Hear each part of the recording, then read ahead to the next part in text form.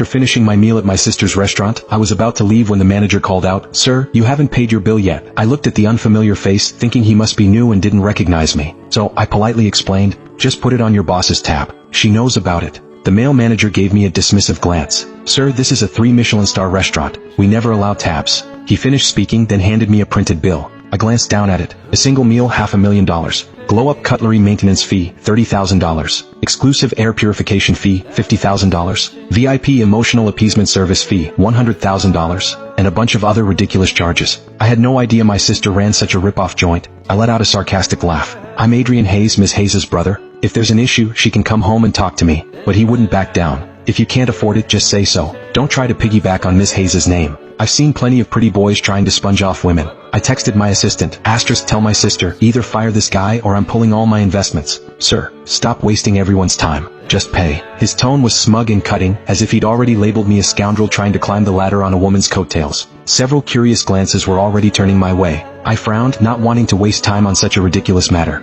I pulled out my phone and dialed my sister's number directly, but all I got was a cold busy signal. I tried again, same result. "It's a weekday, what's that girl up to?" I put down my phone and looked straight at the aggressive man, repeating each word clearly. I'll say it again. "My name is Adrian Hayes, and I am the biological brother of your boss, Serena Hayes." Her phone isn't answering right now. You can check her card. My photo and information are linked to it. I thought this was the most direct and effective way to solve the problem. But when the male manager heard my name instead of verifying it, he burst into a loud, exaggerated, and grating laugh. He laughed so hard he almost doubled over, drawing even more attention.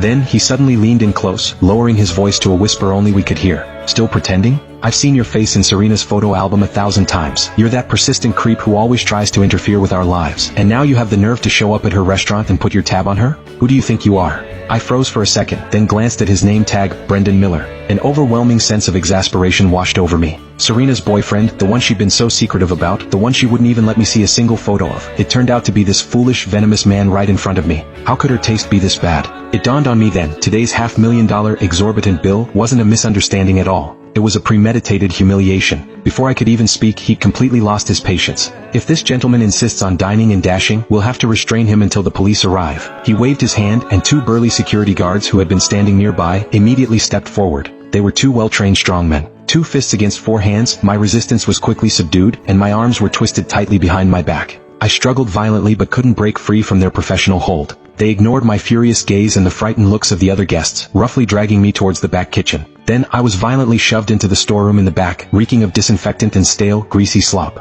The door slammed shut, cutting off all light and sound from outside. In the dark, the male manager said nothing. He simply raised his leather-clad foot and kicked me hard in the stomach. The excruciating pain made me grunt instantly, my stomach churning. "That's for spending my woman's money? That's for meddling in her business," he yelled, his voice twisted by jealousy and rage. He looked down at me, then ordered the 2 burly men, "Beat him. Teach him a lesson." The 2 security guards were clearly his cronies. They didn't hesitate, a relentless flurry of punches and kicks raining down on me. I gritted my teeth, swallowing every cry of pain. My bones felt like they were being crushed inch by inch, my internal organs dislodged. His taunts continued. "Who do you think you are, huh? Just a good-for-nothing leeching off his sister. I told you I'm her brother. If you don't believe me, ask Serena. Call her now, I'll talk to her." I struggled to explain, but the man in front of me just ignored it. It wasn't until I started feeling dizzy that he raised a hand, signaling them to stop. He nudged my shoulder with the tip of his leather shoe, looking at me triumphantly. "You'd better settle the bill today and cough up another $500,000. That's the consequence of you interfering in my relationship with Serena and spending her money. I'm not afraid of trouble. Serena will handle any fallout for me." I was curled in a ball of pain, weakly trying to argue, "That's my own money. I told you, if you don't believe me, go ask her." His face changed. He kicked me, and the 2 security guards immediately understood, their punches and kicks raining down on me again. I knew he wouldn't listen to anything I said. If this continued, I could be seriously hurt. After I coughed up a mouthful of blood, I used my last ounce of strength to grope for my phone on the floor. "Stop. I'll pay." He seemed satisfied with my submission, signaling the 2 security guards to stop. He squatted down and patted my swollen cheek. "See? Wouldn't it have been easier to just do that from the start?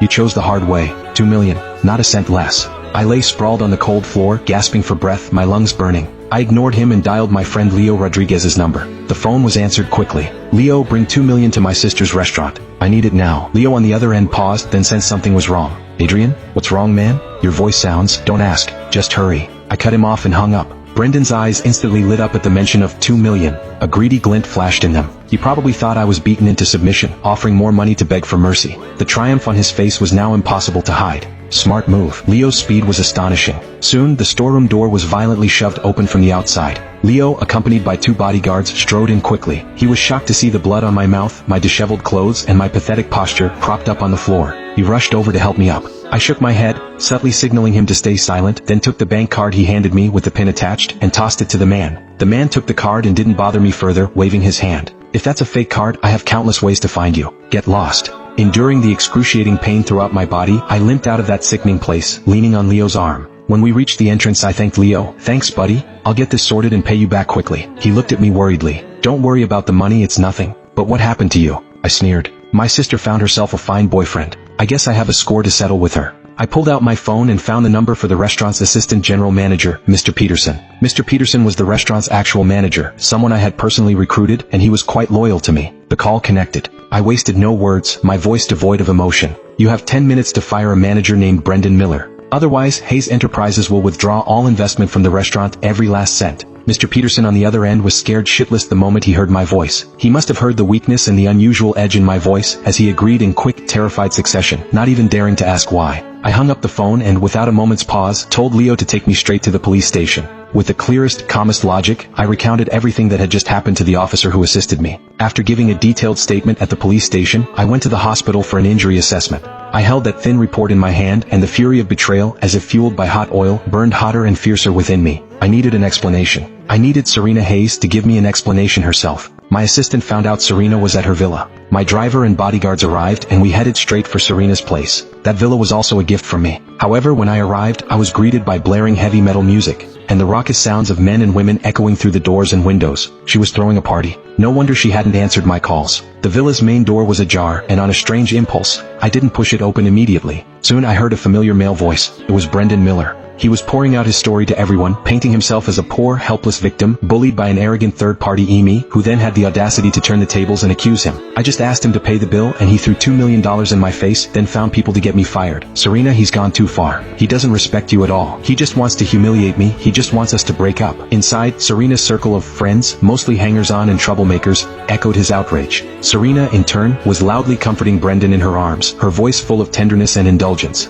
Brendan, don't worry, I won't let you suffer this injustice. Then, as if to prove her resolve, she promised everyone confidently, when I get my hands on my brother, I'll make him beg for your forgiveness on his knees. Inside, those spoiled brats were still backing Brendan, shouting about how they would make me pay. Serena, just say the word and we'll go drag that bastard out right now. Yeah, let him know who truly owns this place. I couldn't listen anymore. I raised a hand and my bodyguard kicked open the villa's front door. The booming music screeched to a halt, the noisy laughter instantly vanishing. Dozens of stunned eyes all at once turned towards the doorway. No need to drag me out. I'm right here. Who wants to teach me a lesson?